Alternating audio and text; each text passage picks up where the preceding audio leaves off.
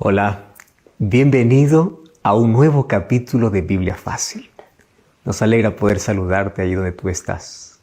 Qué alegría, qué gratitud en el corazón, porque a pesar de la distancia, a pesar de las fronteras, a pesar de los diferentes usos horarios, estamos juntos aquí para poder estudiar la Biblia.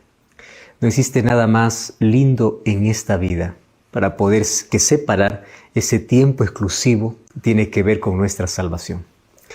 Nuestro tiempo, todos tenemos el mismo tiempo y cada uno decide cómo usarlo y cada quien lo usa de diferentes maneras. Pero qué felices son aquellos que dedican en el tiempo que tienen para poder interesarse en su salvación. Interesarse en el estudio de la palabra de Dios. Y ese interés es producido por el Espíritu Santo. Me alegra mucho cuando puedo encontrar a personas que dicen, tengo ese interés de poder conocer más. ¿Más de quién? Más de Jesús, más de la Biblia. Eso no es un interés natural. Es el interés que el Espíritu Santo coloca en nuestro corazón. Es la evidencia de la obra maravillosa del Espíritu, llamándonos siempre para un mayor conocimiento y un mejor relacionamiento con Jesús. Y durante toda esta temporada estamos hablando sobre nuestro maravilloso Jesús. Y al poder descubrir cómo Él realizó una obra en nuestro favor, nuestro corazón se enternece, nuestra vida se rinde. Y yo agradezco a Dios por las lindas decisiones, por las lindas historias de personas que escuchan con tanta sensibilidad aquellas palabras sencillas, simples. Sin embargo, el Espíritu Santo trabaja en su corazón y finalmente permiten que Dios pueda trabajar en su vida. Y hoy hay tantas decisiones de personas entregándose a Cristo. Felicitaciones a ti por formar parte de este grupo. No es casualidad que estés viendo este programa. Dios tiene un propósito para tu vida y allí donde tú estás, Dios quiere abrazarte. Dios te ama mucho y nunca lo olvides. Y estamos listos aquí, ya llegando a la parte final de esta temporada. Y nuestro tema de hoy hablará sobre cómo fue aquel último día, o por lo menos los dos últimos días, antes de que Jesús pueda ir a la cruz. Lo que sucedió aquel día jueves de noche, aquel día viernes, hasta el momento que fue crucificado. ¿Por qué murió Jesús? A Él no lo mataron, Él se entregó para morir. Su misión de plan o el plan de redención se completó y fue gloriosa allí en la cruz, mas allí no terminó, porque Él resucitó y hoy Él es nuestro intercesor, Él es nuestro mediador, Él es nuestro Salvador. Nosotros no solamente miramos al Calvario, lo que Jesús realizó, mas también miramos lo que Jesús hoy hace en nuestro favor. Y hoy queremos repasar juntos lo que Mateo cuenta acerca de cómo fue aquel día triste de toda la historia, cuando Jesús murió, pero al mismo tiempo fue glorioso para el ser humano, porque allí se selló nuestra salvación. Antes de poder abrir la Biblia, yo quiero orar contigo y antes de orar, yo quiero presentarte un curso bíblico que sin duda te va a ayudar muchísimo para que tú puedas seguir comprendiendo acerca de Jesús. En este curso bíblico vas a encontrar lindas lecciones sobre el plan que Dios tiene para tu vida.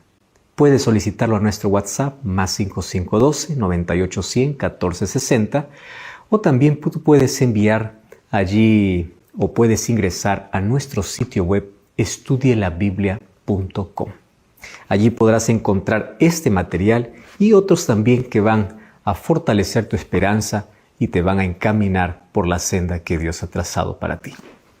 Vamos a orar y estamos listos para que juntos podamos acompañar aquel viernes triste, trágico, lleno de dolor y sufrimiento, mas también aquel viernes fue de victoria. Victoria porque Cristo pagó nuestra deuda. Estábamos todos condenados a la muerte eterna, mas a partir de allí tenemos esperanza de vida eterna. Oramos juntos. Gracias, Señor, por tu palabra. Y gracias porque hoy tenemos la libertad para poder estudiarla. Queremos que tu Santo Espíritu pueda guiar nuestra mente.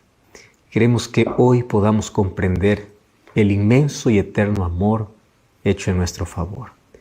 Toma nuestro corazón, entregamos nuestra vida en gratitud y en adoración, y es todo lo que podemos ofrecer en respuesta al grande amor que tú muestras cada día para con nosotros. Abrázanos con tus promesas. Ayúdanos hoy a conocer, a sentir, a experimentar tu amor en nuestra vida. En el nombre de Jesús. Amén. Mateo capítulo 26, versículo 1 al 5, narra las cosas que sucedieron aquel día jueves. Cuando hubo acabado todas estas palabras, dice que Jesús dice a sus discípulos: ¿sabéis que dentro de 2 días se celebra la Pascua? Y el Hijo del Hombre será entregado para ser crucificado. Entonces los principales sacerdotes, los escribas y los ancianos del pueblo se reunieron en el patio del sumo sacerdote llamado Caifás y tuvieron consejo para prender con engaño a Jesús y matarle. Pero decían: no durante la fiesta, para que no se haga alboroto en el pueblo. Mira las maquinaciones crueles, demoníacas. Solamente faltaban 2 días para la Pascua. ¿Sabes que la fiesta de la Pascua era una fiesta donde el pueblo judío celebraba su independencia, la liberación de Egipto? Mucho tiempo ellos habían sido esclavos hasta que llegó aquel glorioso día donde Dios libertó a su pueblo con grande poder. En Éxodo podemos ver que 10 plagas fueron la manifestación de poder de Dios para librarlos de la esclavitud mientras estaban en Egipto. Y la última plaga fue la muerte de los primogénitos de Egipto, pero también la muerte del cordero en la casa de cada israelita, porque a través de la muerte de ese cordero, ellos podrían tener liberación. Ellos tenían que matar un cordero y con la sangre marcar el dintel de sus casas, y eso era la expresión de su fe para que ocurriese el milagro. ¿Y cuál milagro? Para que sus primogénitos no muriesen. Y de allí dice que el pueblo salió de Egipto. Y allí nació la fiesta de la Pascua. La muerte del Cordero se transformó en un símbolo de la muerte de Jesús. Ahora, por su muerte, todos podrían vivir. Entonces la Pascua se convirtió en la mayor fiesta de la nación, la fiesta más importante. Y así ellos celebraban su libertad, su liberación, pero también ellos así esperaban al verdadero libertador, al Mesías. Lo que ellos no sabían es que en 2 días más, aquella parte simbólica de la Pascua pues terminaría, porque la realidad sustituiría al símbolo. El Mesías ya estaba con ellos y ocuparía su lugar como Cordero. Por eso Jesús más claro que nunca dijo así: el Hijo del Hombre será entregado, y será entregado para que lo crucifiquen. Los jefes de los sacerdotes y los ancianos del pueblo estaban reunidos ahí en el palacio del sumo sacerdote Caifás. Y dice que ellos planearon cómo arrestar a Jesús para matarlo. Solo que tenían un problema. Y el problema era la fiesta de la Pascua. Y esto era totalmente ilegal para ellos. Además, todo ese proceso podría contaminarlos e impedirles su participación en la fiesta de la Pascua, ya que ellos eran bien estrictos en eso. Así que tenían una sola alternativa. Tenía que ser antes de la Pascua. Y es posible que en ese momento, pues Judas ya se haya reunido por primera vez con aquellos líderes para poder planear la entrega de Jesús. Eso revela Mateo 26, 6 al 13. Y Mateo coloca allí el complot de los dirigentes. Y a partir del versículo 6 en adelante, habla sobre la cena que Jesús participó en la casa de Simón. Y es interesante porque aquí está juntando algunos temas Mateo. Resulta que esta cena pudo haber sido el sábado anterior según Juan capítulo 12. Simón el leproso, allí en Betania, realizó una cena para honrar a Jesús. Y en gratitud porque Jesús le había curado de la lepra. Esa historia está en Lucas 7, 36 al 40. Así que él invitó a Lázaro y a su familia. Aun cuando para él fuese una situación un poco embarazosa, incómoda, porque parece que él fue quien indujo a María Magdalena en el pecado. Claro, pero no podía ignorar a Lázaro. porque era el discípulo más notable de Jesús que había en Betania, especialmente después que Jesús resucitó a Lázaro. Y allí en esa cena, ahí Mateo nos cuenta que María ungió a Jesús con un perfume muy caro. Con más detalles encontramos esa historia en Juan capítulo 12. Y dice que derramó ese perfume de la cabeza a los pies. Y allí Judas reaccionó contra ella. ¿Para qué este desperdicio?, dijeron. Judas dijo, ¿por qué ese perfume no se vendió por 300 denarios y lo pudimos haber dado a los pobres? ¿Quién valía más para ellos, Jesús o los pobres? Los pobres tal vez. O en el caso de Judas, ni siquiera los pobres, él mismo. Porque Juan, cuando narra esa historia, dice que a él no le importaban los pobres. Lo que le interesaba era el dinero. ¿Por qué? Porque él administraba el dinero.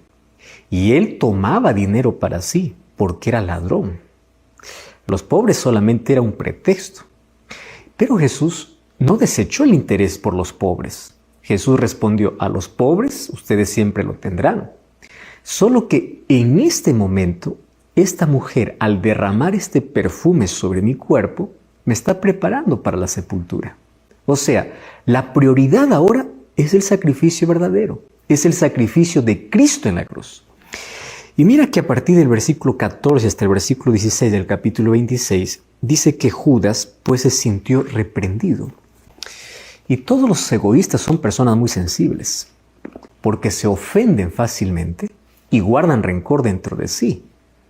¿Por qué? Porque la respuesta de Jesús supuestamente ofendió su dignidad y él quería defenderlo. Algunas personas ante esa situación explotan, se quejan, se sienten maltratados y se llenan la vida de amargura. Otros, en cambio, están en silencio, aguantando y dicen, ya llegará mi momento para vengarme. Y Judas ya venía con ese dolor desde hace más de un año, más o menos. ¿Recuerda cuando Jesús pronunció el sermón del pan de vida? Dice que muchos la abandonaron. Judas allí dejó que las fuerzas destructoras del maligno pudiesen apoderarse de su vida. Y él también decidió separarse, según Juan capítulo 6, versículos 70 y 71. Mas ahora pensó que había llegado el momento para hacerlo. Así que en ese momento fue para hablar con los dirigentes de la nación para poder negociar el precio de la entrega. ¿Cuánto valdría? 30 miserables monedas de plata. ¿Sabes cuánto era eso? El valor de un esclavo. El precio para vender a Jesús ya estaba predicho inclusive por el profeta Zacarías en el capítulo 11, versículo 12. Ese sería el precio de la traición. Pero sabes que el Mesías no tiene ese precio. Él vale lo contrario a la traición. El valor del Mesías es lealtad, fidelidad, servicio, entrega. En realidad no se compra ni se vende. Judas pensó que estaba vendiendo a Jesús, pero fue una venta engañosa, ficticia, porque finalmente él terminó perdiendo y perdiéndose para siempre. Ahora, tampoco se puede comprar nada, porque es un regalo. Y el único precio del regalo es el amor. Sabes que Juan 3:16 dice, porque de tal manera amó Dios al mundo, que dio a su Hijo unigénito para que todo aquel que en él cree no se pierda, mas tenga vida eterna.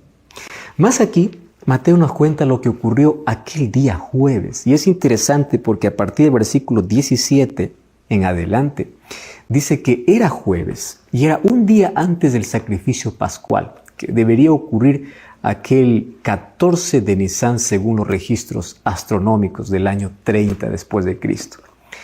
Se llega a esa fecha porque la Biblia menciona que era el 16º año de Tiberio César. Un 14 de Nisán cayó un día viernes. Y el día jueves 13 de Nisán fue el día de la preparación para la Pascua. Y a partir del versículo 17, el versículo 19, dice que le preguntan a Jesús, ¿dónde quieres que hagamos los preparativos para comer la Pascua? Y este jueves era el día de la preparación de la Pascua en todas las familias de los judíos. Y Mateo dice que Jesús les dio indicaciones de que fueran a una casa allá en Jerusalén, donde tenían que hablar con el dueño y hacer allí los preparativos.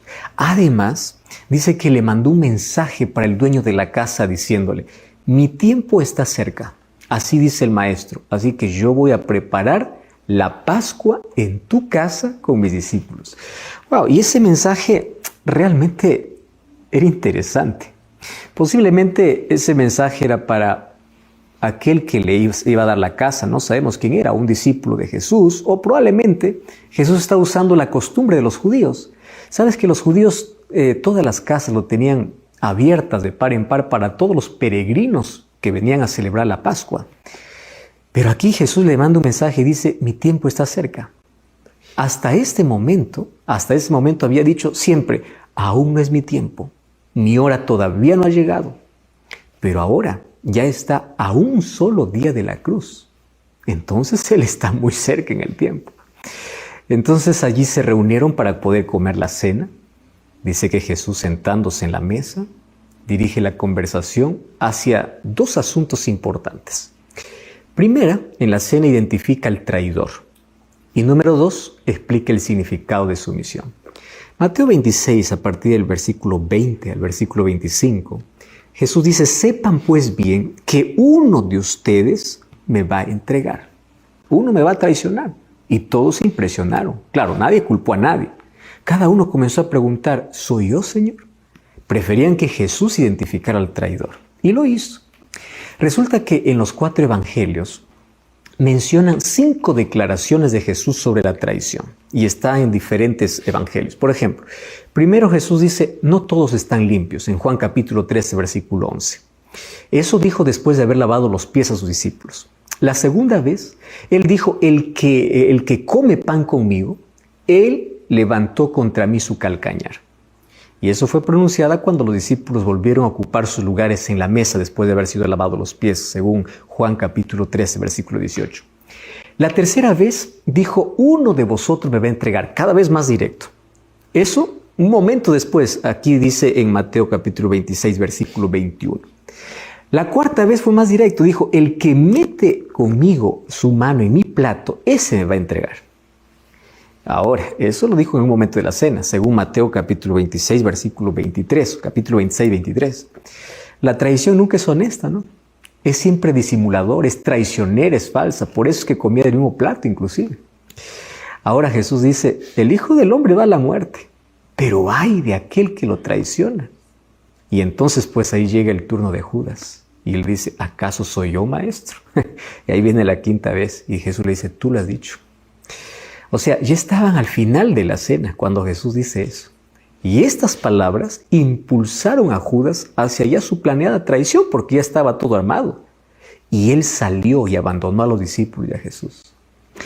Y de ahí, cuando estaban comiendo la cena pascual, Jesús instituyó la Santa Cena o la Cena del Señor, con el objetivo de explicar a sus discípulos el significado de su misión en esta tierra y cuál sería el verdadero sentido de su muerte.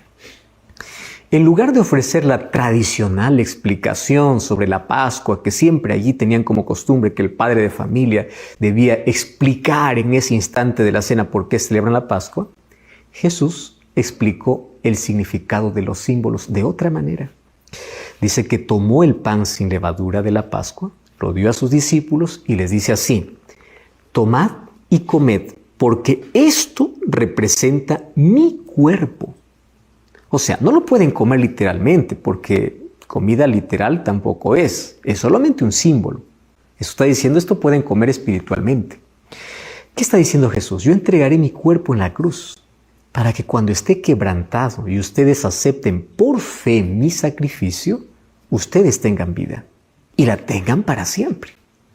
Entonces, Jesús está diciendo: la liberación que yo les traigo ahora es mayor que la liberación de Egipto, porque ahora los estoy libertando del pecado. Entonces, la Pascua, a partir de allí, se convierte en un símbolo que anunciaba la muerte de Jesús hasta el futuro. Por eso es que la Santa Cena, como una nueva Pascua, es un recuerdo de la muerte de Cristo que ya está realizado y la promesa de su retorno para vida eterna. Y a partir del versículo 26 hasta el versículo 30 dice que después Jesús tomó la copa con vino sin fermentar y les dijo: beban, esta es mi sangre del nuevo pacto, derramada por muchos para perdón de los pecados. Es claro que no se está hablando de sangre literal, lo dijo en un sentido espiritual, porque solamente pueden beberla si tienen fe. Sin fe, los que beben es apenas un jugo de la vid, nada más. Vida no reciben. Pero si aquel que bebe ese símbolo cree que cuando bebe el vino del nuevo pacto, ese vino se vuelve simbólico en la sangre de Jesús. O sea, deja de ser un simple vino y llega a ser un símbolo. No te estoy diciendo que el vino se transforme en sangre. No te estoy diciendo que se transforma. Estoy diciendo que se convierte en símbolo de la sangre de Jesús. Entonces, por la fe, reciben la realidad simbolizada por el vino. ¿Qué cosa es? La vida. Y esa realidad tampoco es sangre literal. Jesús dice, no vayan a pensar ustedes que van a recibir la sangre de mi cuerpo, sino que recibirán la vida que mi cuerpo y mi sangre comprarán para ustedes. Ese símbolo tendrá valor todos los días que ustedes lo practiquen, hasta que otra vez vivamos juntos en el reino de mi Padre. Y allí Mateo dice que después de cantar el himno, salieron para el monte de los olivos.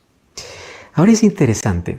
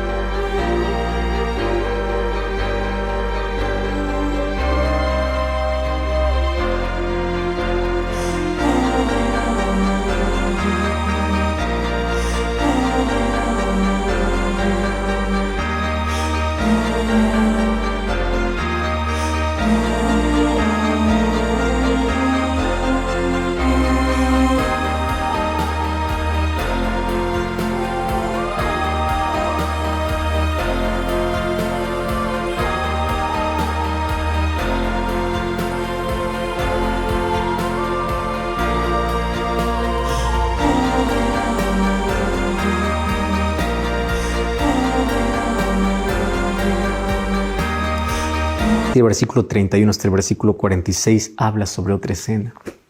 Jesús ahí en el camino dio muchas instrucciones. Claro que Mateo solamente cuenta que allí en el camino anunció que todos se iban a escandalizar. Ahí aparece Pedro diciendo, no me escandalizaré. Y le dice, Pedro, tú me negarás 3 veces. Pero Juan registra el contenido de la enseñanza. Muchos lo llaman a esto el discurso de despedida que está en Juan capítulo 13. Versículo 31 hasta el capítulo 17, versículo 26. Y luego Mateo agrega la experiencia del Getsemaní, con el cual concluye todas sus enseñanzas en Judea. Y allí Mateo capítulo 26, versículo 36 al 46, dice que se detienen allá en el jardín del Getsemaní, que está al pie del monte de los Olivos. La tradición dice que le pertenecía ese terreno a María, la madre de Juan Marcos. Lo mismo que el aposento alto en el cual celebraban la Santa Cena. Bueno, no sabemos con seguridad, pero así se piensa. Y Mateo cuenta qué cosa es lo que sucedió en el Getsemaní. Él lleva a 3 de sus discípulos para que lo acompañen orando, mas ellos infelizmente se quedan dormidos. Pero ¿sabes qué cosa es lo que resalto de allí del Getsemaní? Allí se decidió nuestra salvación. La oración de Jesús es, Padre, si es posible, pasa de mí esta copa. Pero no sea mi voluntad, sea la tuya. Finalmente aceptó la voluntad del Padre. Y dice que Jesús estaba muy triste. El peso del pecado de la humanidad estaba sobre él. Allí sudó gotas de sangre. La angustia era profunda. Mas él se aferró al Padre. ¿Sabes que ahí en Getsemaní Jesús determinó finalmente ir a la cruz? O por lo menos confirmó la decisión. Aun cuando el dolor intenso vendría, la crueldad más severa, porque después de haber orado, él encontró la fortaleza que necesitaba para ir a la cruz. Por eso es que después del Getsemaní, a pesar de que sabe que está viniendo el traidor, a pesar de que sabe que están viniendo a llevarlo, él está sereno, él está tranquilo. Y aquí Jesús me enseña 2 cosas en el Getsemaní. Número 1, todos enfrentamos dolor en la vida, crisis, sufrimiento, es inevitable. Sin embargo, Jesús se preparó para la mayor crisis. Nosotros tenemos que estar preparados todos los días para recibir fortaleza, para enfrentar la vida con serenidad, con la calma con la cual Jesús lo enfrentaba. Nosotros a veces vivimos angustiados y ansiosos. Sin embargo, Jesús me enseña que en la oración encuentro fortaleza y poder. No importó más lo que vendría en el futuro, porque ahí en el Getsemaní Él tomó la decisión. Y aun cuando tenía tanta angustia, Él aceptó la voluntad del Padre, pero esa voluntad del Padre ya era un plan planeado por ellos desde la eternidad. Y a partir de allí comenzamos aquello que llamamos la pasión y muerte. Qué ironía, ¿verdad? Los líderes religiosos de la nación habían enviado a la guardia del templo para poder arrestar al mejor hombre de la nación, a Jesús. Y Jesús estaba solo, claro, solo con sus 11 discípulos, porque ya no tenía 12, uno lo había traicionado. Y esta es otra ironía. Judas había convenido con los guardias del templo que para poder identificar a Jesús, él lo haría con un beso. La pregunta es, ¿acaso necesitaban que alguien les dijera quién era Jesús? ¿Acaso no lo habían visto en el templo en esa misma semana? Y qué irónico, un beso. Y el texto bíblico original dice fue un beso de profundo sentimiento emocional. Ocurre que Judas pensaba así: si yo le entrego, le hago un favor, porque yo le voy a obligar a hacer lo que tiene que hacer.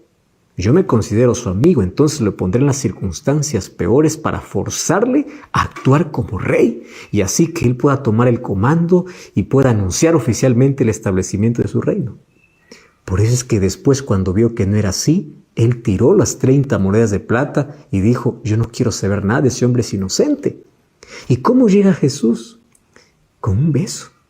Y el versículo 50 dice que Jesús le responde: amigo, ¿a qué vienes? ¿Cómo se puede responder a un traidor? ¿A qué vienes? En el corazón de Judas había solo remordimiento. La señal externa de la traición fue un beso. Pero el beso no solo identificó a Jesús, sino también reveló la verdadera identidad de Judas. Era un traidor. Y sabes que la señal interna de ese traidor era su remordimiento. Ese remordimiento fue tan fuerte en Judas que el capítulo 27, ahí el texto dice que él fue y se ahorcó. Y a partir del capítulo 27, versículo 11 hasta el versículo 13, dice que de allí lo llevaron a Pilato, para que pudiese allí Pilato determinar la muerte de Jesús. Era un amanecer del día de la Pascua, hace 2000 años.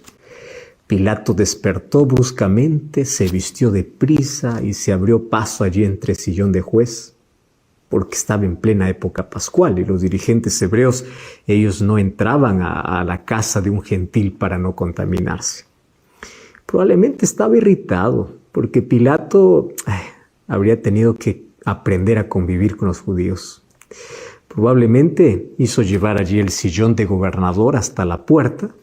Allí vio a los dirigentes judíos que siempre ocasionaban problemas y una enorme multitud. Además, entre ellos vio a un prisionero. ¿Quién era Pilato? Pilato era un soldado afortunado.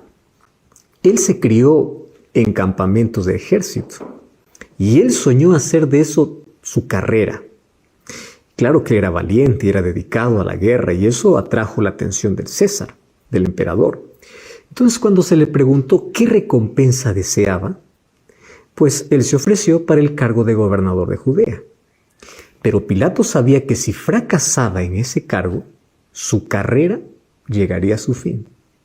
Si lograba tener éxito en mantener la paz en esa provincia difícil, porque era muy complicado gobernar allí, eso significaba que le esperaba un puesto más alto. Y eso era el sueño de toda su vida. Vamos a analizar un poquito su trasfondo para entender por qué actuó como actuó. Y aquel viernes de mañana estaba allí como representante del emperador. Los soldados estaban listos para cumplir las decisiones que él tome. Solo que ahora se encontró con un prisionero de quien siempre había escuchado hablar.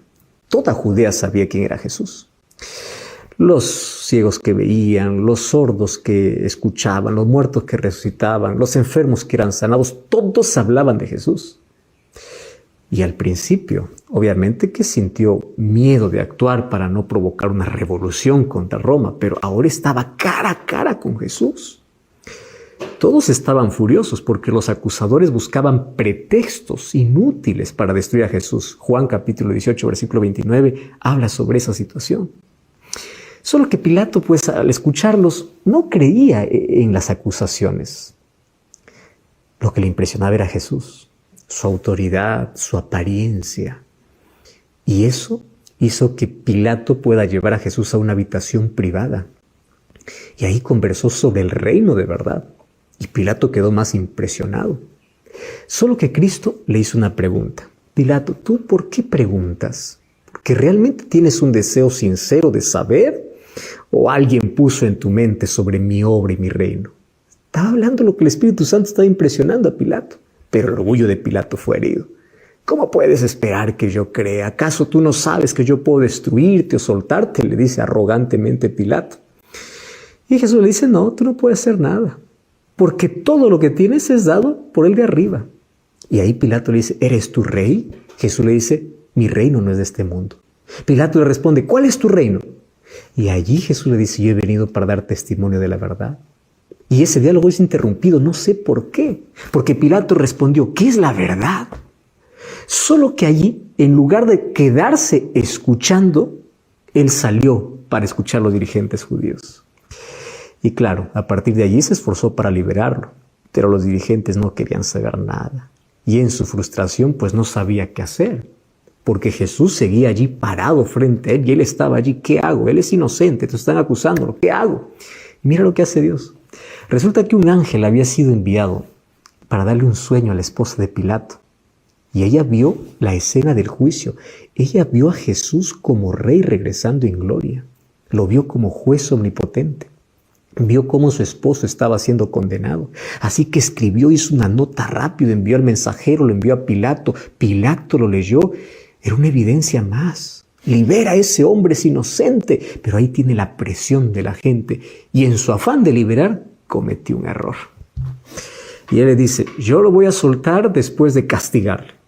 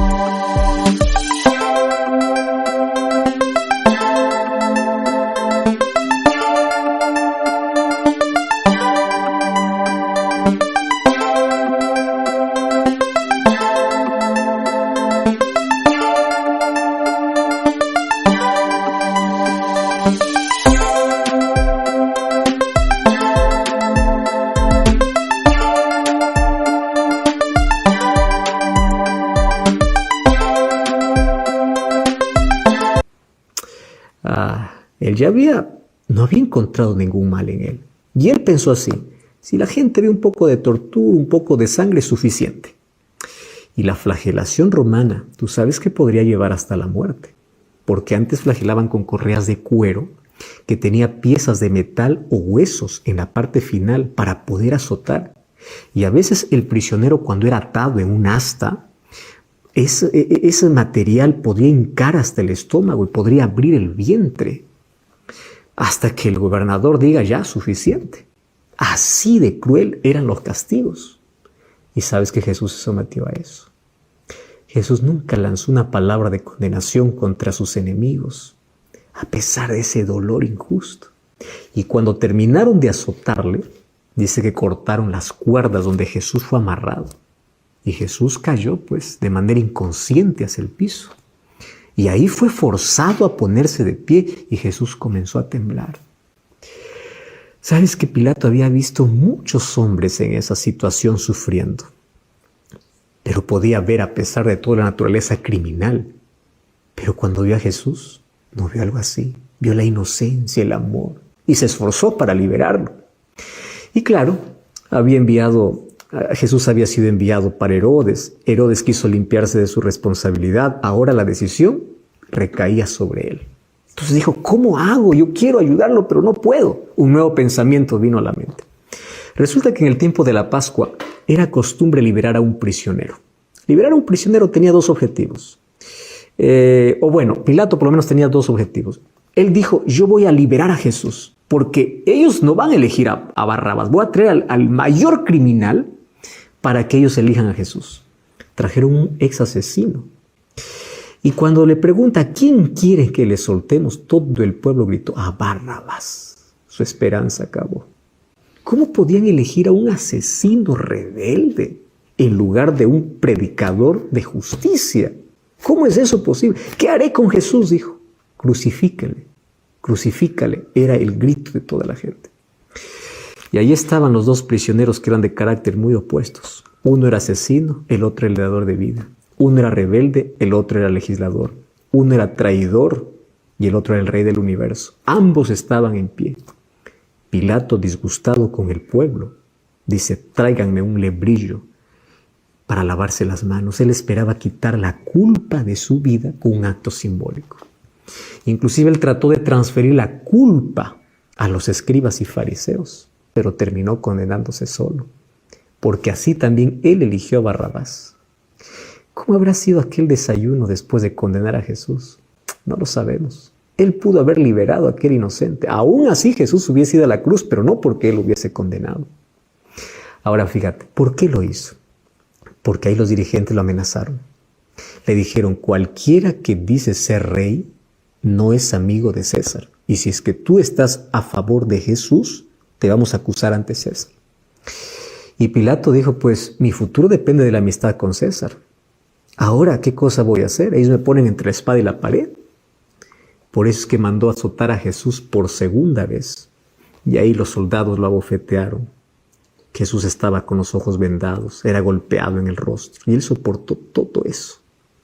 Ahora, todos sabían que Jesús era inocente. Pilato, finalmente, al verse perdido, sentó la cabeza y dijo, crucifíquenle. Y la cruz fue traída. La cruz que Jesús cargó no era para él, era para Barrabás. Y Barrabás representa a todos nosotros. Jesús tomó nuestro lugar. Y allí Pilato colocó un título en la cruz. ¿Cuál era el delito?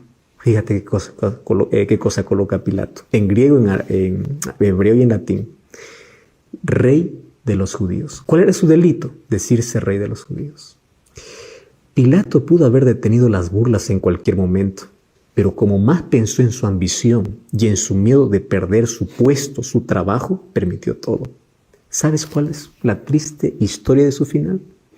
Pocos años después de la crucifixión de Jesús, Pilato fue destituido de su cargo. Había hecho un esfuerzo para mantenerse, pero cometió graves errores por una conciencia que no tenía limpia. Los samaritanos se quejaron contra Pilato y Pilato fue llamado a Roma. Y dice que antes de llegar el emperador Tiberio murió.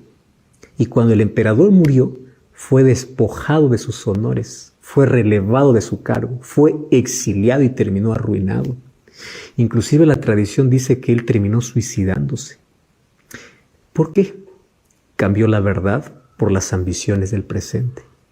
Cambió el futuro por el ahora. Compró honores pasajeros. Compró una gloria que se acaba. Prefirió privilegios transitorios. Negó la verdad. Y al tomar esa decisión, perdió todo.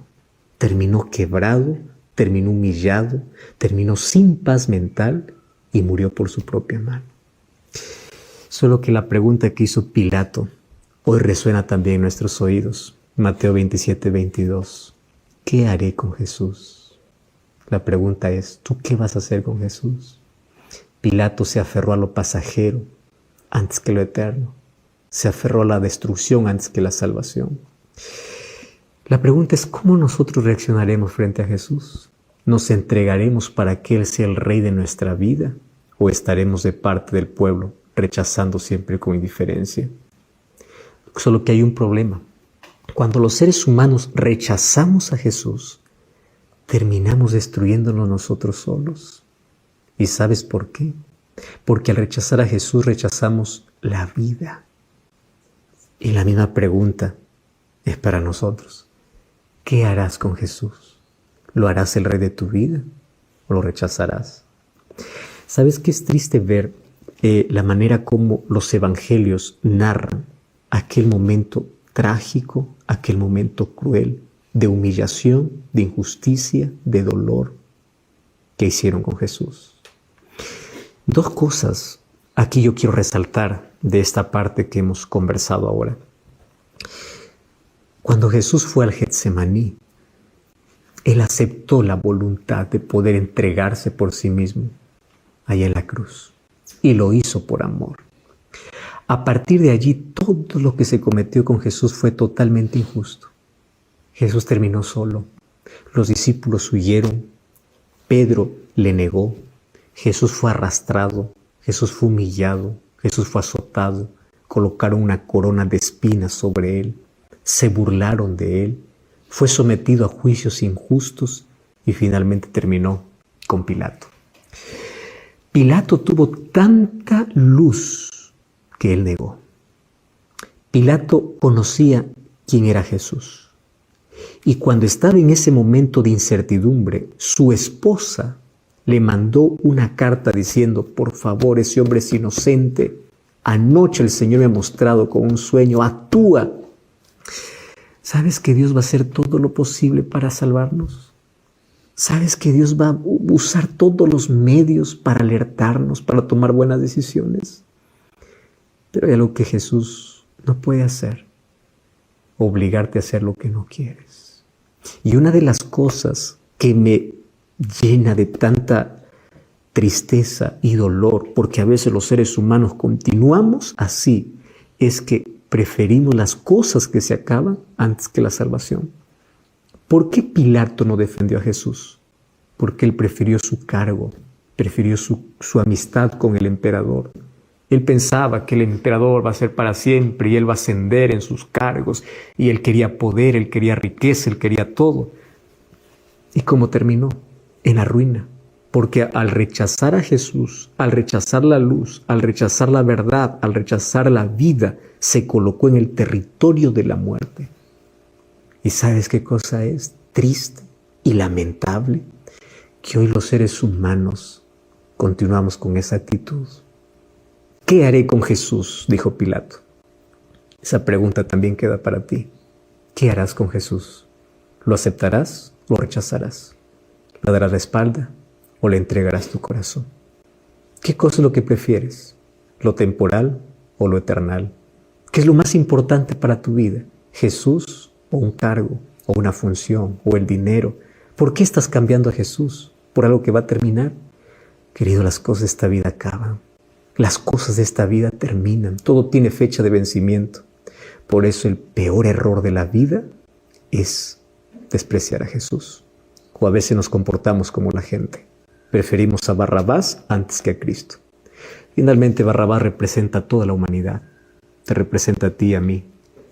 Porque la cruz que fue hecha para Barrabás la cargó Jesús. Así también la condenación que era para nosotros la cargó Jesús. Jesús cargó una corona de espinas para que tú tengas una corona de gloria. Jesús fue desnudado para que tú seas vestido. Jesús murió para que tú y yo tengamos esperanza y esperanza de vida eterna. La pregunta sigue allí. ¿Qué harás con Jesús? ¿Lo aceptarás o lo rechazarás? Aquel viernes fue el viernes más trágico de la historia.